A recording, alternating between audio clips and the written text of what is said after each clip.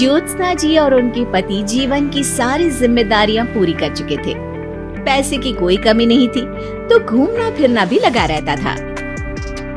अरे बेटी के घर जाकर तो मजा ही आ गया, लेकिन विदेश से अच्छा तो देश ही लगता है। अब मन को चैन मिला। अरे लेकिन वहाँ की औरतें देखिए, कितनी फिट, स्मार्ट और चमकती हुई। आदत से तो बाज नहीं आओगे आप। अरे मजाक कर रहा हूँ यार। अच्छा मैं जरा बाजार होकर आता हूँ। पति बाजार जाता है, जहाँ उसे एक अजीब सी दुकान दिखाई देती है। अरे ये क्या बात हुई? अंदर आओ 50 के, बाहर निकलो 40 के। हम आपकी 10 साल उम्र कम करते हैं। अरे ऐसा क्या करते हैं भला? जरा अंदर जाकर ही देख लेता हूँ। अंदर एक सुंदर सी लड़की खड़ी होती है। सुंदरी जी, ये क्या दुकान है? जरा जादू हम पर भी तो चला दीजिए। यस सर, आपको हमारी एग्जीक्यूटिव एक डेमो के लिए अंदर ले जाएगी। आप अंदर जाएंगी तो आप खुद ब खुद समझ जाएंगी। पति अंदर जाता है, जहाँ सेल्स गर्ल मिलकर पति को नकली बाल, नकली दांत, रंग बिरंगी कपड़े के साथ रंगीन चश्मा लगा देती है। देखिए, अब खुद को शीशे पे देखिए और बताइए सर। हाय दयो, ऐसे तो मैं किसी हीरो से कम नहीं लग रहा। दे दो, सारा सामान पैक कर दो। पति खुशी खुशी वहाँ से निकल जाता है। घर आकर वो सारा सामान छुपा देता है। फिर अगली शाम, सुनो मैं वॉक पर जा रहा हूँ। इस वक्त? अरे नाती पोतों को वीडियो कॉल करके बात तो कर लो। अब हाँ आकर करता हूँ ना, पक्का पक्का। पति बाहर जाकर सारा मेकअप करता है और मार्केट में घूमता है, जहाँ उसे एक स्मार्ट सी महिला दिखती है। क्या आपको मुझसे कोई काम है? नहीं, आप तो बहुत हैंडसम है। थैंक्स। वैसे आप भी कम नहीं है। वैसे क्या उम्र होगी आपकी? लगता कितने का हूँ? 40 के तो पूरे लगते हैं। अब क्या था, 50 साल के पति को कोई 40 का बोल दी तो?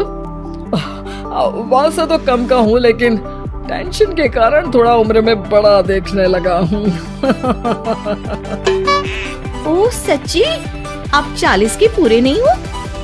अरे छोड़िए ना, चलिए मैं आपको कॉफी पिलाता हूँ। यहाँ की कॉफी काफी शानदार होती है। दोनों में दोस्ती हो जाती है और फिर चल पड़ता है सिलसिला रोज रोज के घूमने फिरने और मजे करने का। अब सारा दिन पतिदेव फोन पर। अरे नाश्ता तो कर लीजिए, क्या सारा दिन फोन पर लगे रहते हैं? अरे यार जरूरी काम कर रहा हूँ मैं। रिटायर हो, पेंशन मिलती है, कोई काम नहीं है, फिर कौन सा जरूरी काम आन पड़ा आजकल? अरे एक प्रोजेक्ट के सोशल नेटवर्किंग का काम है, उसी पर काम कर रहा हूँ। ठीक है, चलो अब नाश्ता कर लो, देर हो रही है। पति अपना नकली सारा सामान बिस्तर के पास छुपा कर सोता, सुबह चुपके से पहनकर बाहर जाता और घर आने पर उतार देता। एक दिन पड़ोसन कहती है, अरे ज्योत्सना बहन, तुम लोगों के घर कोई हैंडसम सा आदमी रहने आया है क्या? अरे कहाँ यार, मैं और ये दो ही तो लोग हैं घर में। हैंडसम सी शक्ल देखे तो मुझे भी जमाना हो गया है। अरे पता नहीं, वो जाता तो तुम्हारे ही घर में है, क्या पता कौन होगा। अरे तुम्हारी उम्र हो रही है ना, और भाई साहब को भी गए 5 साल हो गए, शायद इसीलिए अब सारे हैंडसम नजर आ रहे होंगे।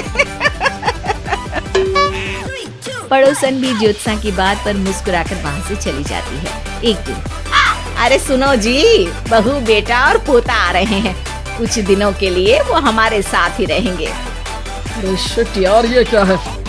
बेटे ने तो कर ली शादी, अब क्या करने आ रहा है यहाँ पर? ये कैसी बात कर रहे हो जी? इस उम्र में तो माता पिता तरसते हैं कि बच्चे आखिर साथ रहे, लेकिन आप है कि। अरे ठीक है ना, लेकिन अब देखो सभी व्यस्त हैं अपनी जिंदगी में। ये लोग आएंगे रहेंगे, कितनी डिस्टर्ब हो जाएगी लाइफ। कैसी बात कर रहे हो? अरे जैसे बहुत हैपनिंग है ना तुम्हारी लाइफ, तो जो बच्चों के आने से डिस्टर्ब हो जाएगी। अरे दिन काटने मुश्किल होते हैं, बच्चे आ जाएंगे तो थोड़ा दिन रात पता तो चलेगा। ओह ठीक है, लेकिन बोल देना कि ना कोई मेरे कमरे में आए, ना मेरी लाइफ में दखल दे कि मैं कहाँ जा रहा हूँ, क्या कर रहा हूँ, समझी? खैर, वो दिन भी आ जाता है जब बहू, बेटा और पोता उन लोगों के घर आते हैं।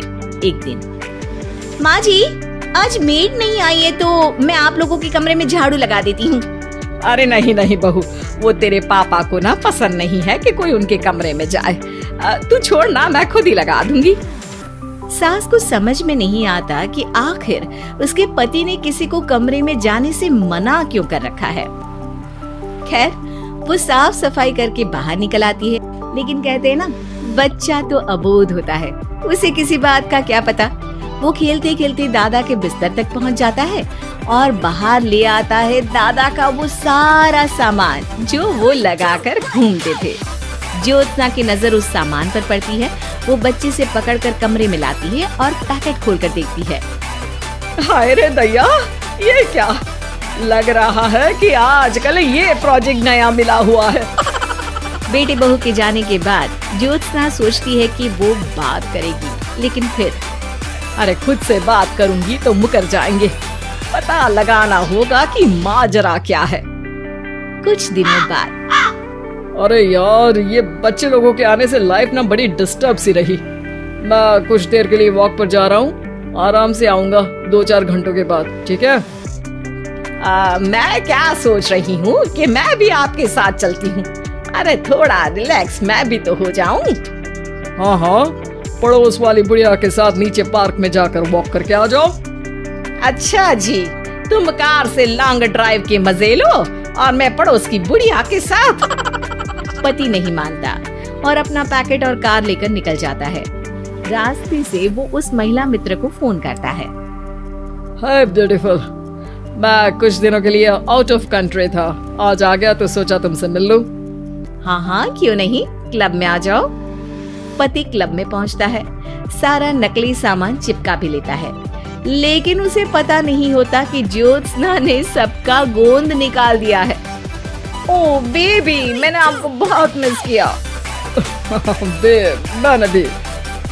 लेकिन वो जैसे ही हंसता है, उसके नकली बाल गिरकर हाथ में आ जाते हैं, जिससे उसका सर गंजा दिखता है। ओह ये क्या? तभी उसका दांत भी हाथ में आ जाता है और ज्योत्सना के पति का सारा बुढ़ापा उसकी दोस्त के सामने आ जाता है। हे भगवान, अंकल जी कौन है आप? कैसी बात कर रही हो अंकल? मैं तो तुम्हारा दोस्त हूँ। अरे पर हो तो अंकल ही ना। नकली दांत, नकली बाल और क्या क्या नकली है। पति को गुस्सा आ जाता है। वो महिला के बाल पकड़कर खींचता है, जिसके बाद उसका बाल भी उसके हाथ में आ जाता है और महिला के सारे पके बाल सामने आ जाते हैं। ओह, तो तुम भी उसी दुकान से हो?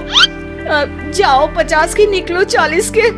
हाँ, बढ़िया आई मुझे अंकल कहने वाली। लेकिन ये समझ में नहीं आ रहा कि मेरे बाल और दांत बाहर कैसे आ गए। तभी वहाँ ज्योत्सना आ जाती है। जी, मेरी वजह से। चलिए इन आंटी जी को नमस्ते कहिए, फिर घर चलते हैं और वहाँ मैं बनाऊंगी आपको 40 का।